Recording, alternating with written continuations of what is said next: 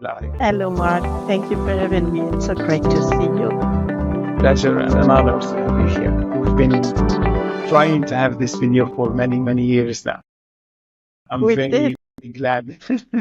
I'm very glad that finally we have the courage to stand before the camera, sit before the camera actually, and to show this video finally. Yeah, there is a big credit that goes to you. I know how many times you asked me. Either there was no time or maybe there was a little lack of courage on my side. As you know, I started my professional life as a journalist, and I'm so much more used to ask the question than being asked, and to help people how to appear on camera, but not You really want doing it myself, you want us to trade? Now I want to go out of my comfort zone. Okay, that's great. That's great. So for those who are watching us today, and maybe there is to 7,000 people on our LinkedIn page alone who potentially might be watching you today, would you kindly take a moment to present yourself? Of course, with pleasure. Thank you very much. So I already shared that I started my professional life as a journalist, and since I have made just quite some steps to very various directions. So I studied economics, and I moved out from the journalism. I moved more into PR and marketing, which for journalists is not a great thing. We are so proud to be independent and based and so on. But I really enjoyed this.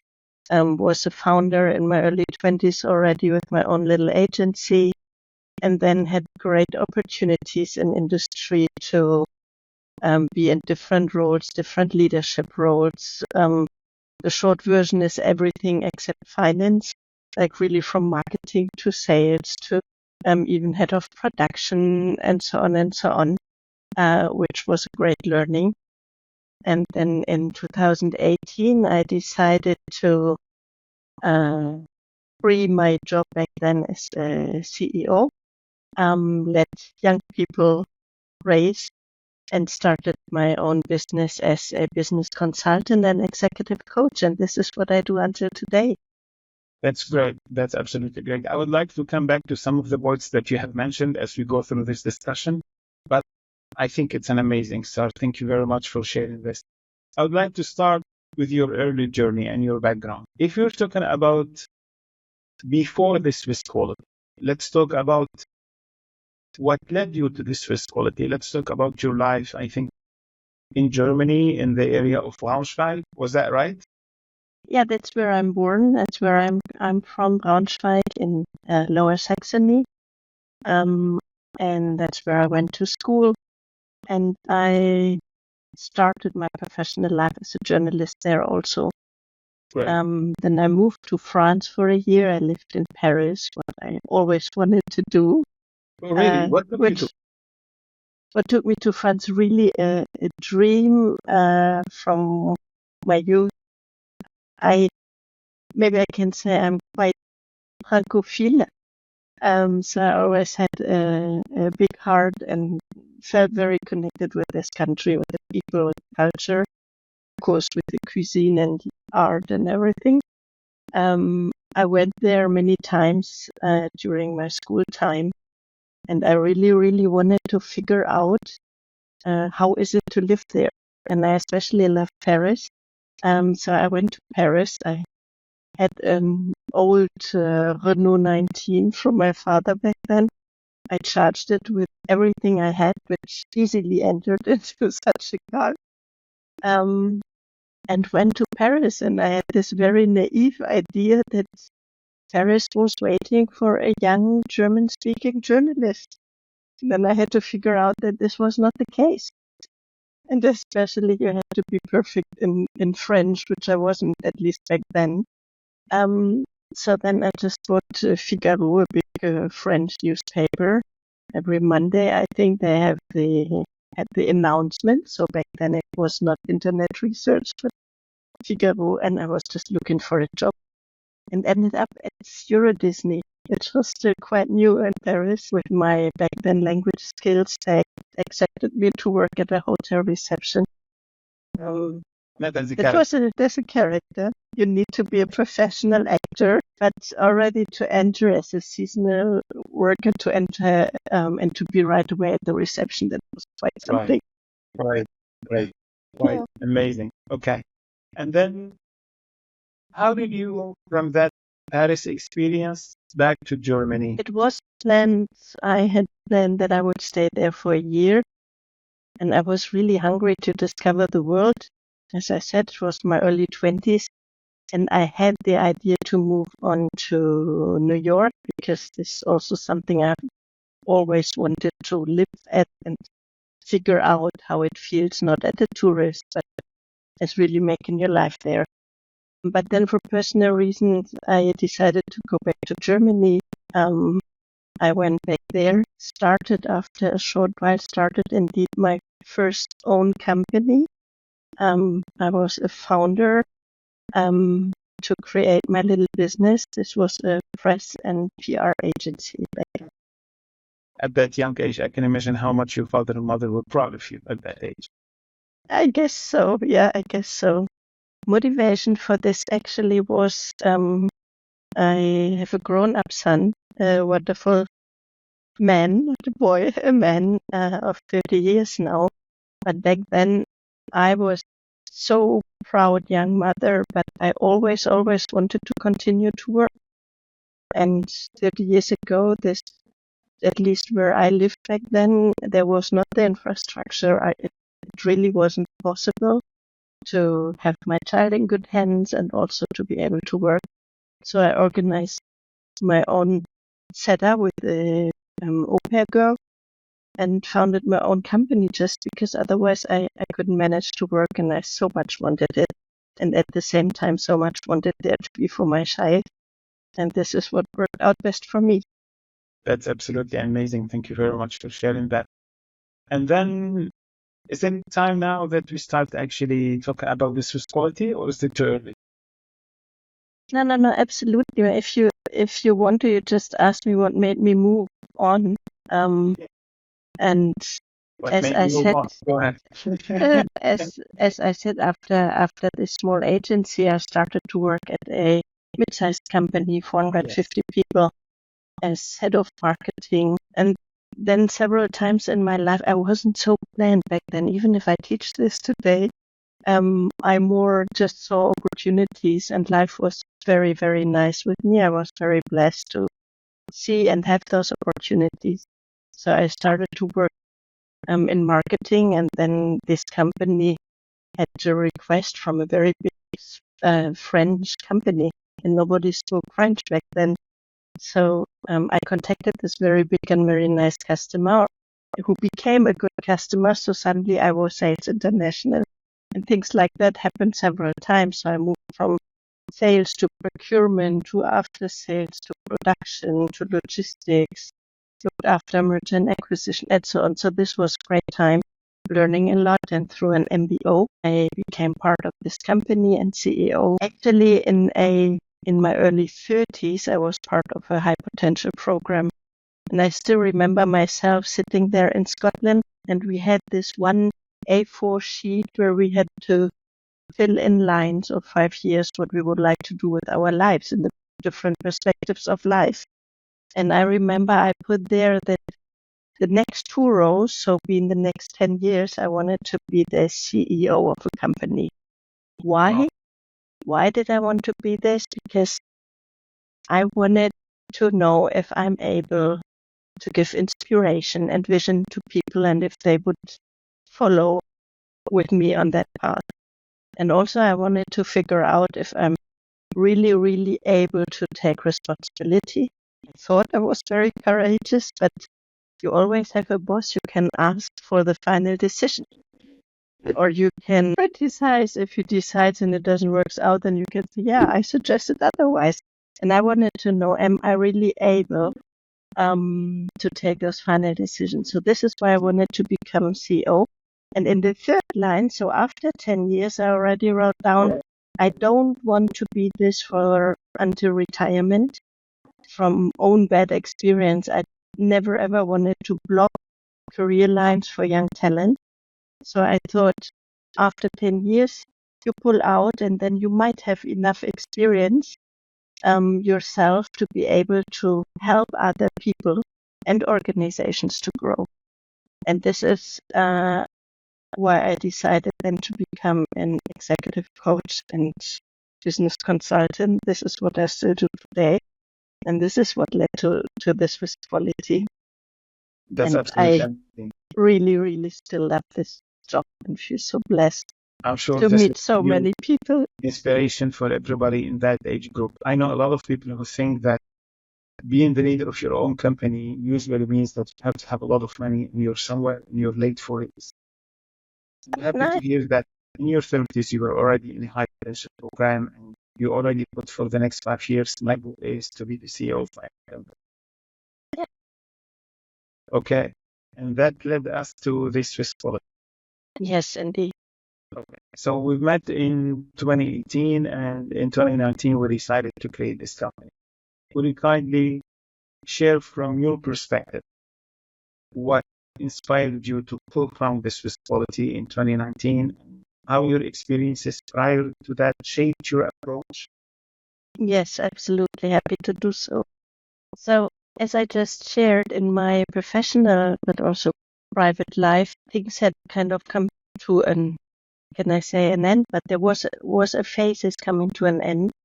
I pulled out of this company that I've been working for many years and being the co-owner and CEO, and started something new. Decided to be finally the consultant and coach that I had planned for 10 years before. I have experienced and lived and learned a lot of great things in northern Germany for many years, but it felt like it's time again to have a bigger change in my life. And we decided back then indeed to move to Switzerland. So not only to visit, but we would quit Germany and we would go from the north to the south. As I was already traveling a lot, for me it was not that important from where I'm traveling, but I really, really wanted to get a new side in my life and experience new country. It was very exciting for me. Why Switzerland? Of course, there have been personal reasons, but we have also been discussing so much about why Switzerland and why we wanted to go there. And I still remember when you first told me about Switzerland, as you know Switzerland for so many decades, in and out, and you first told me, like saying you can't imagine how well organized and clean and wonderful everything is. And I, of course, believed that, but thought, well, yeah, I mean, we're in Germany, it's not bad too, right? But I have to admit, today I fully understand what you meant. It's just different. Yes. It's really different. It's really amazing.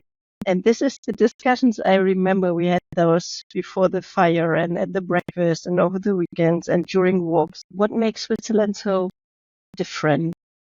Known in the whole world, of course, for its beauty, but also for the Swiss way.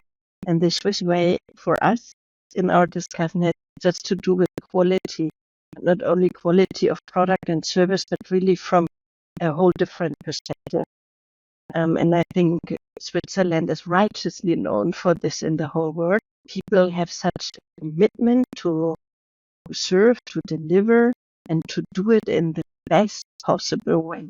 Yes. Yes. This also appeals to the public sector, authorities.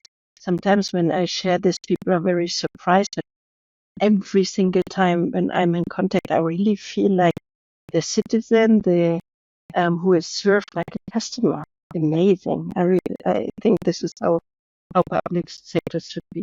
So that's great. Taking the Swiss train is great. The nature is beautiful. People are great. And I still feel today, after 6 years, it all the time helps you want to be a little bit better than yesterday. Maybe you should leave under the video disclaimer and say that we are not in any way related to the Minister of Tourism roster. We're not being paid to sponsor. No. This is genuinely our opinion. Yeah. It's true. Maybe one could one could tell I'm I'm in love with Switzerland. Definitely. Yes. If I may, over the years, I'm going to go back to some of the details, but over the years, how would you say your leadership style has evolved while managing this growing Swiss quality? That's a great question, Mark. Thank you for this. We have basically started the two of us, and then quite quickly we built up a team of changing a bit around 40, 45 people. And we did this in many different countries. We did this with team members in Switzerland, in Germany, in Europe, and so pretty much I think on almost every continent, right? And it got so normal for us to work through the time zones, through the different cultures. And still today we have so dear colleagues that are there from day one. And actually I have never ever met them in life, but I feel so connected and so close. We catch up on a daily basis. And this was even before the pandemic, right? So we had a little advantage. We were already very used to work with video conferencing and to work with people remotely. So this definitely helped me to grow in my leadership style to lead remote teams and to still create a culture and to stay tuned, to stay connected, to be there for each other also when it comes to different moods, one day good, one day not so good, or on personal problems, which for me as an entrepreneur also always was very important, not only to work with people, but to take responsibility and to be there and to create something. So yes, this is definitely something I learned. And the second thing, and this is something I really learned from you and with you, is to be very, very open to, I think in our early phases, we adapted as opportunities arose. We adapted our services. But at the same time, we always only went there if the quality was at top. So we didn't play around and try things which would have been completely against our conviction of Swiss quality. But still, we were very, very flexible and open and looked for experts, or were experts ourselves, but to move into new business fields. And that was a great learning journey for me. That's absolutely great. Thank you very much. I think we have discussed well enough the early journey and the background, and now I would like to move more towards the core values, the vision. Swiss quality has developed a strong reputation for quality also. What do you think set the Swiss quality apart in the industry? So one, I think I shared already with you what I think about what quality means, not in terms of quality assurance, but really an inner driver to deliver only the very best, to behave the best, and so on and so on. What sets us apart, maybe if I take it to the part of consulting and coaching, is what I hear from our customers, that we are very hands-on. So we're not only theoretically, methodologically bringing ideas and solutions, but we're also there to put things in place. If a customer asks us for business consultancy, that's great. If in addition to this, a video is needed, we will get this because this is our core competency. But also if we need other services and products that might not be our core competency, we have a huge partner network we love to work with. So this is what I hear back from our customers, that there is almost never a no. There is always a solution, a guidance, a help, or a delivery of services around what we basically were asked for to do for the customer. That's amazing. Thank you very much for this. If I may, when we started back in 2019, you were already recognized and respected for your work in leadership as a consultant, consulting others on leadership. I would like to ask you if you feel that you yourself, you have evolved with the Swiss quality over how you see leadership, something that you have learned yourself about leadership working with the Swiss quality? Yeah, definitely. Definitely. We do have new needs in terms of leadership today than we had 5 years ago, 10 years ago, but also 3 years ago. Already mentioned, to be able to work with people who you don't see every day, where you don't give high five in the morning, where you don't have a cup of coffee together. So you need to be able to, even if you don't see people, to feel them as being your team. So this is something that I think not only at the Swiss quality, but in our today's world is very important.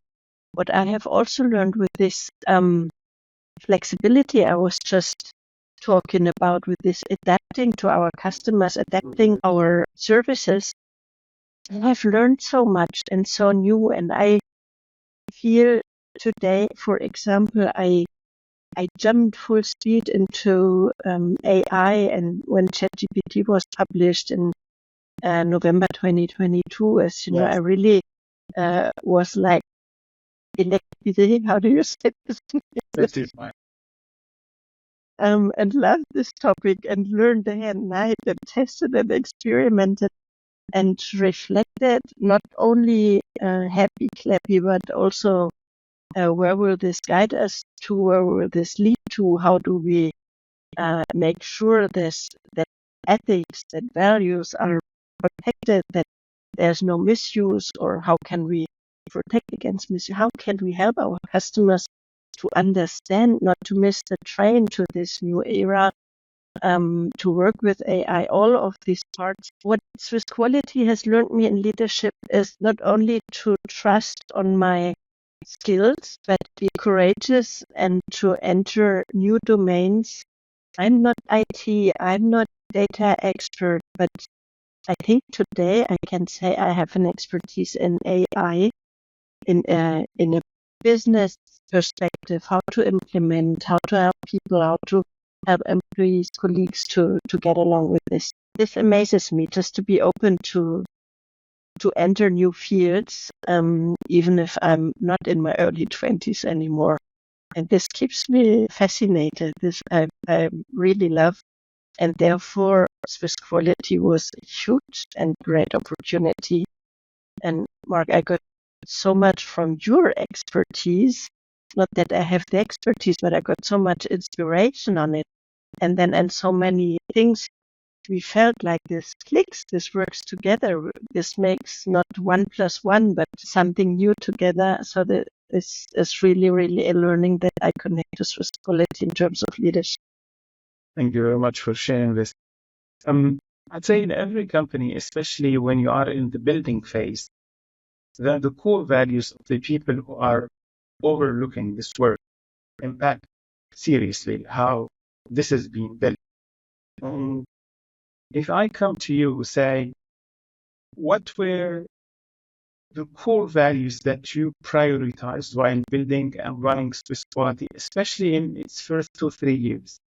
What would you say? I would say respect people in their very individual way of being, in terms of character, expertise, etc. Stay curious and open-minded, like not I know, but stay curious and grow together. This is two that I can spontaneously think of were very important. Do you have a third one? I would say diversity, respect diversity, and accept and appreciate diversity as a driver of innovation, not as something we tolerate or we just live with. Something that we will. And another one, if you allow me, but this is not about me today, it's encouraging women to apply for managerial position. Yeah, absolutely.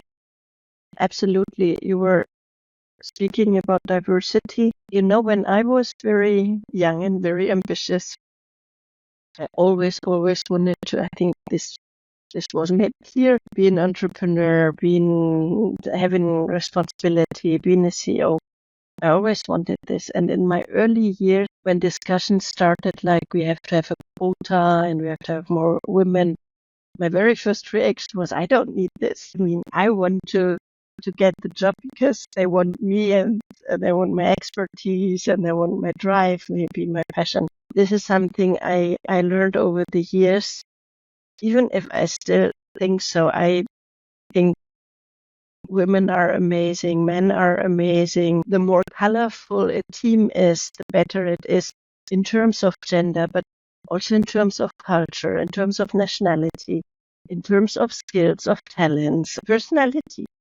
So the more variety you have in a team, the more successful you are. I'm absolutely convinced of this out of experience.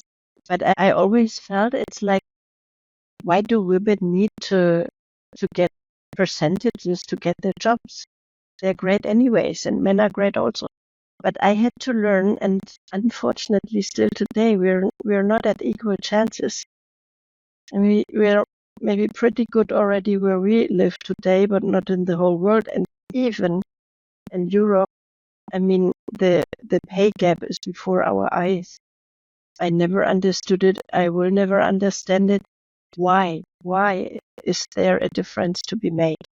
So I will always continue to work and to embrace for diversity in all of these perspectives. But this, if I may add one sentence, this also goes for education for boys. I think it was so wonderful what we did over the last maybe 2-3 decades for girls, so that they're interested in management, in technical jobs and everything. That all of our girls know you can do everything you want. Yes. But I think sometimes I feel like we also need to continue to encourage the boys. They also need the same encouragement that they can do everything they want. Absolutely. If I may, how do you think those values that you prioritized while building the Swiss quality, especially in its first 2-3 years, how do you think those influence the company's culture and how they influence the success? It would be interesting to ask our colleagues also what they think about. What I think is it was crucial for our success. Yes, especially if you're in the early phases of a company, you have a very clear idea. I know that we had a very clear idea, but then comes reality and life, and things work differently. For example, I had completely underestimated what it takes to move to Switzerland, to arrive there, to build a company. I was maybe even kind of naive, maybe from a perspective of the European Union. It's not so complicated to go to France or Italy to create, where in Italy I never did it. Somewhere in Europe to create a company. In Switzerland, only when we started that venture, I realized, well, yes, you quit the European Union. Yes. This is completely different, even if it's not far, even if it's more or less the same language. This is a complete different talk. So this was something. What I wanted to say is you don't foresee everything exactly. You learn on the journey. We adapted on the journey, and I think it was crucial that we were that open-minded and integrative with our team that came from really everywhere on the world with every different expertise that you can imagine. And also you and me let us the space to focus on our fields of expertise to build something. You have to start somewhere and you try several directions and then you see, here something is working, something is coming up. So you focus maybe on this. Absolutely. And I think therefore this openness or inclusiveness and diversity was very, very crucial. Absolutely. Thank you very much for sharing that. I would like that we move to talking about the achievements of the company and the major milestones. In your opinion, what are some of the proudest moments or milestones in your journey with this Swiss quality? Where do I start? So my first very, very proud moment was when we had our bank account on our Swiss quality company's name.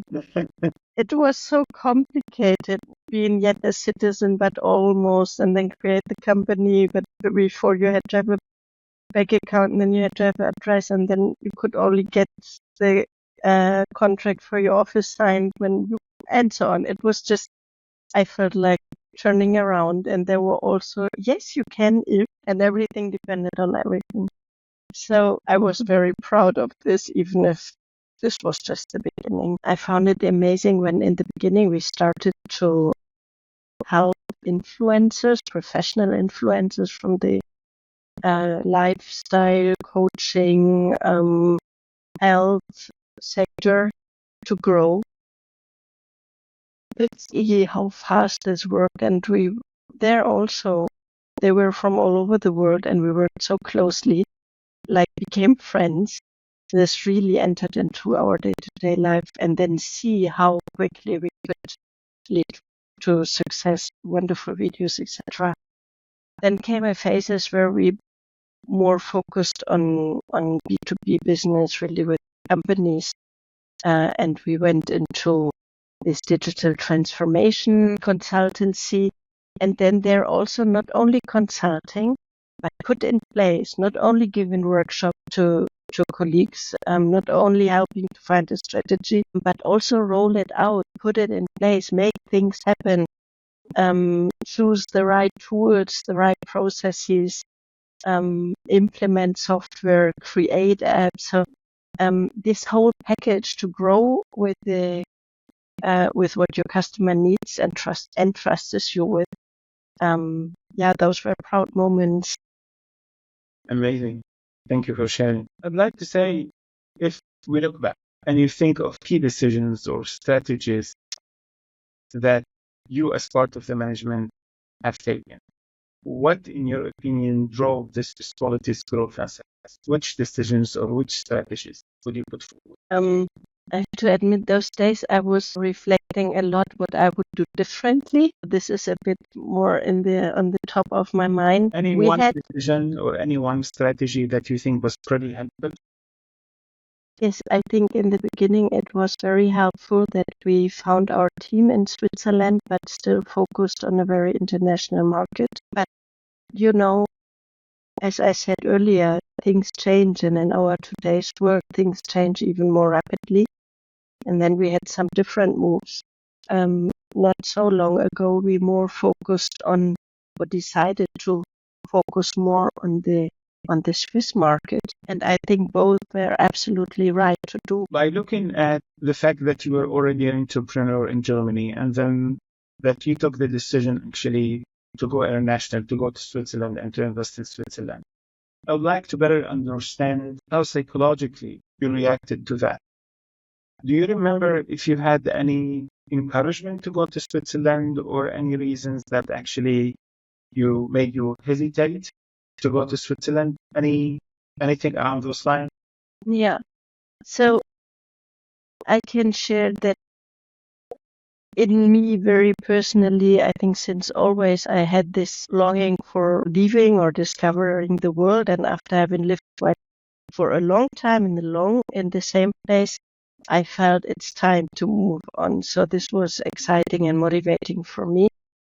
Let me hesitate, but not too much, if I remember well. I had bought a house in northern Germany, and I have family and friends there, and it's a step. And I was not anymore in my early 20s or 30s. It's a step to sell the house, to sell everything in the house, to leave your job and be far from your family and friends. So it's more on this personal level. I don't know if hesitating is the right word, but which made me think, and where it needed some courage. But basically it was just, let's do it. Let's go there. Let's do something new. Absolutely. Absolutely. This is great stuff. Thank you very much for sharing this. If you allow me, I would like to move a little bit further with the questions. And I would like to ask you more about your entrepreneur insights related to this responsibility. Say, for example, today, when you're thinking back, what advice would you give to young entrepreneurs who are just starting out in the consultancy or business? Yeah. So, of course, you have to have a very clear vision on what you want to do, but you also have to have a pretty clear idea on how to do it. So, which processes need to be built up and put in place. I think it's crucial that you not only have a very trusted team and partner, but that you make clear who does what and how do we deal with each other. Startups sometimes are in a lovely way a bit chaotic, which is great and which helps them to grow quickly. But you also need a structure, even if you're just 1, 2, 5, or 10 people. I feel like this is underestimated in the beginning. We don't need this. We are young, dynamic, but sooner or later you get to this moment where you do need it. So it's not a bad thing to integrate this quite early. Thank you very much for sharing. I would like to ask you, when you were thinking about moving internationally and creating a company outside your country, how did you form your most important international connections? How did your social network play a role in that? Excuse me, you mean my social network when I moved to Switzerland? Yes, or just before moving, how did your social network encourage you or discourage you from going international and creating a company in Switzerland? My close network, like very good friends and family, they encouraged me on a lot of things in my life. And they also straightforward encouraged me with this step. Besides that, I have heard people saying, "Oh, really?" And like, I was 48 when I moved to Switzerland, if I remember right. People reacted in a way like at that, or this is how I perceived it. At that age, you already have your house, your family, your career. Now just stay there and develop, right? Grow. And I didn't feel like this, and I still don't feel like this today, and I never felt like this. And I saw people being very surprised. So at that age, for an idea for a startup, you could sell your house, quit your job, quit your job, and embark this adventure. But for me, yes, it was exciting, but it didn't feel like an adventure. Like, let's see if we get somewhere. But no, I was very, very confident and very sure what we're going to build, and that we will build this, and that we will manage this. And I think it was also a good approach to business-wise to move step by step. So yeah, as I said, my close family and trusted friends, for them that was not very surprising that I would restart all over again. Absolutely. Do you maintain those connections today, and how? Absolutely, I do maintain this. This is very different with my wonderful, beloved mom. It's phone and in-person visits, unfortunately not enough. But if so, then very, very heartedly. Because she doesn't use a computer or something, so we can't see each other on Zoom.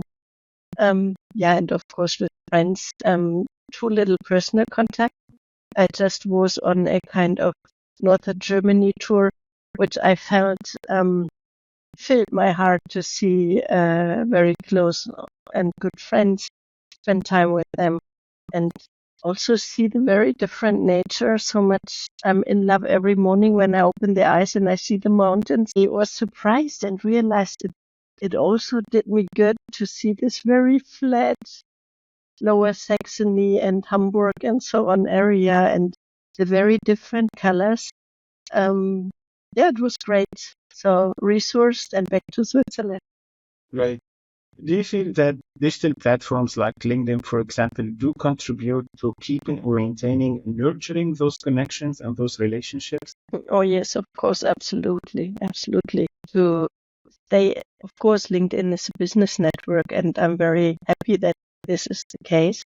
But business is made of people, and it absolutely helps to stay in contact with people, to also follow on updates and news and paths that people take, even if you're not in contact maybe for a few weeks or months.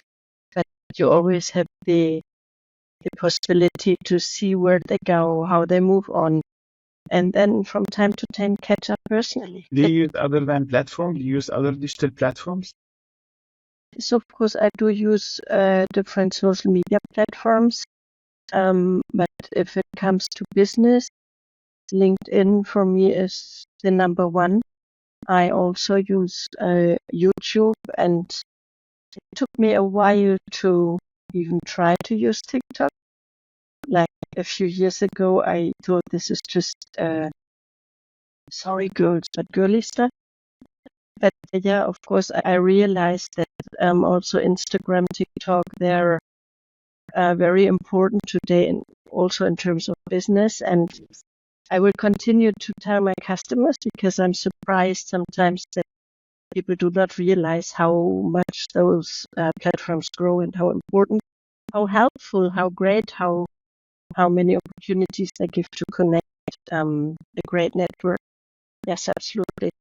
I hear from many entrepreneurs and CEOs who have moved out of Germany who say that the very high taxes that they have seen in Germany were one of the reasons contributed to them actually looking to go international. Would you say that government policy in your home country influenced your ability to follow international connections and to go for an international effort? I don't know how politically I want to be in this chat, but I have to admit that I'm not very positive on some developments in Germany.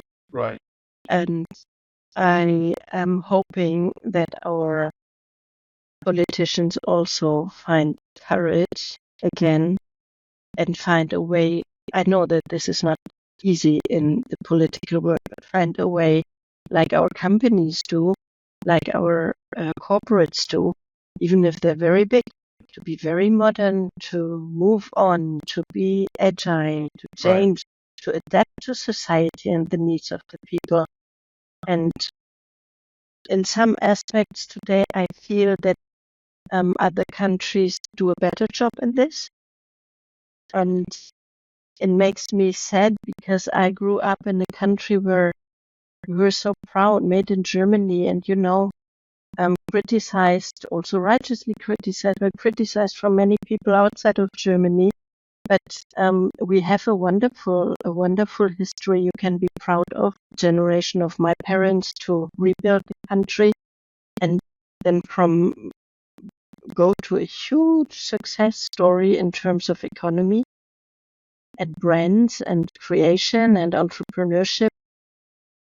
Yeah, and those days I'm a bit sad also on some of the development. Of course, in our videos on our channel, we don't talk politics or religion, but speaking in very generic terms, as you just mentioned, that in your opinion, it seems that some of the German politicians are not optimized at decision making, let's say. I'd say in your own business, how do you approach decision making?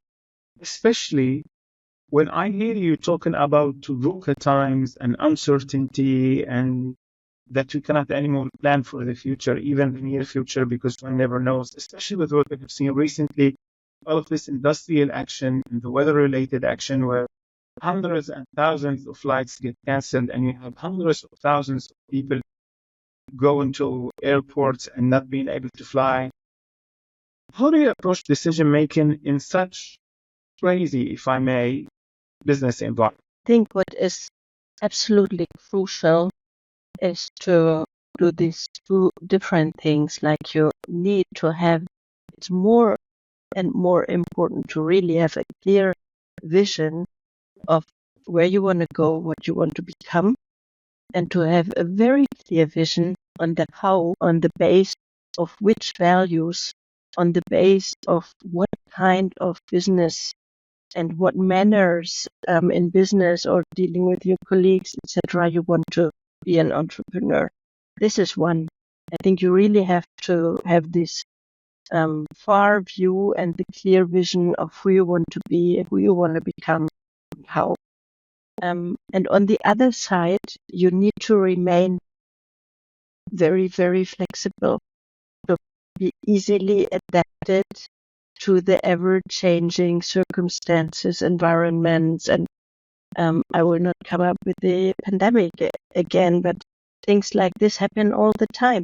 Things that, even if the best analysis, etc., and scenario planning and so on. You cannot foresee. You do not know how politics will change the environment, how nature will, how many things will change. There's so many things going on in the world. You cannot foresee and plan for all of those. So today it's more crucial than ever, I think, to be very solid in your long-lasting view, in your foresight, and at the same time be very dynamic and flexible to get there. It's not the long street where you just type into your sat-nav and then you go there, but you need to find your way to get to your goal, you know. And there you need to be very creative and adaptive. Okay, so this was quality, 6 years so far, grew up, went from 2 people working together to a group of 40, 45 people working together. And now there is a transition to Claruna. Yeah, you said it, you published it. Unfortunately, we don't have a lot of time, but I would really love to ask you, as you're embarking now on this new journey with Claruna, what excites you most about this new venture? Where to start? So many things. I shared with you that in this program where I was sitting in Scotland and I wrote down, and then after this CEO experience, I want to help other people and organizations to grow, to discover their full potential and to flourish. This is really, really deep in my heart because back then I got this. I got my first coaching. I had this wonderful trainings, how to think into the future. And I was so grateful for this. This had such a big impact on my life. And back then, when I said I want to be able to give this to people one day. Now I have done this at the Swiss Quality, but I have also focused together with you to grow the company and to move into new sectors. And now I feel I really want to focus again, to focus on business consulting and coaching, but on a very new and modern way, with a very new approach. And yeah, I'm so excited and so fulfilled with joy that I can focus on this. And still, my biggest wish and inner driver is to enable companies and leaders to flourish and grow. And this is where I give all my energy, my ideas, my own learning, and my excitement and commitment into. This is absolutely amazing. I just wish we had more time so that I can ask you the other half of the questions that I had prepared for this meeting. Unfortunately, today you haven't had the opportunity to ask. But Bärbel Wetenkamp, I really want to thank you from the deepest part of my heart. And please promise that you will be back to this channel and we will see you again to talk more about Claruna. Have you already registered the company officially? I'm in the middle of the process. Okay. Do we have branding? Do we have a logo? I'm in the middle of the process. Maybe a bit further than the middle. Okay. I worked last night on it, Mark. Okay, that's great. I'm more than happy to come back and to share also from this new journey what works, what doesn't work, which deviations I will take. I'm very happy and it was so great talking to you. Right. So that would be claruna.com, correct? It will, yes. Okay. Any freebies, any downloads, anything special for the people watching you today? Give me a few days to create all of this. Okay. This was a pre-sneak preview, if you will. Absolutely. Please promise us that you will be back as soon as Claruna is established. You will be back to this program and you will tell us more about Claruna and how. Frankly, I'm most interested in seeing how the success that you have had at the Swiss Quality has translated to even more success at Claruna. Let's hope so. And I'm happy to share with you also why Claruna, what is behind this name. Bärbel Wetenkamp, thank you very much. We really highly appreciate it. Thank you for having given us this time, and we look forward to seeing you again. For everybody watching us, I would say please like this channel, subscribe, do follow us and share. And if you don't like what we are presenting, that's absolutely fine, but please tell us in the comments. Thank you very much, Bärbel. Thank you. Thank you very much. All the best.